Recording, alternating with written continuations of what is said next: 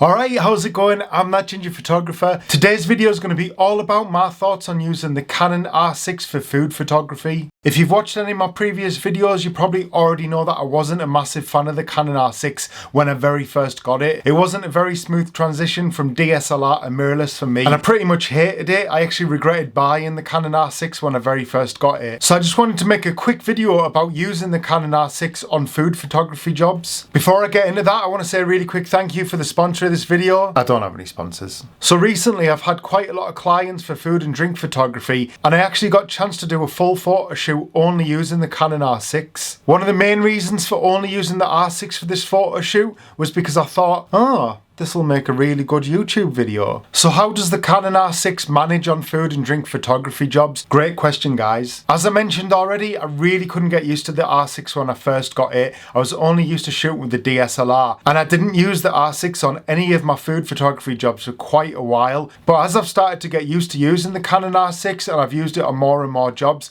I'm not gonna lie, the R6 delivers every single time, and food photography jobs are no exception to that. A big part of the reason that I say this is because of the focusing abilities on the Canon R6, mainly down to the focus tracking. Whether you're taking a wide picture of food and drink, or whether you're getting close-up details of parts of a dish or parts of a drink, being able to see exactly where your camera is focusing through the viewfinder is amazing, and it's such a useful tool to have. That square inside the viewfinder lets you know exactly where the R6 is focusing in that image, so it means you can focus on your dish, recompose, you can zoom out, you can zoom in, and the tracking on the R6 will just keep focused on that one spot of the photo for you, meaning you've got a lot more usable images when you get back to your computer. It's also so fast at tracking whether you're recomposing fast or you're moving the camera fast to catch some action. You'll probably be able to see in some of this footage how I was having to recompose really fast to capture things like movement and smoke and the drink being poured, and the R6 handled it no problem at all. And using that back button focusing on there as well, especially with this green drink,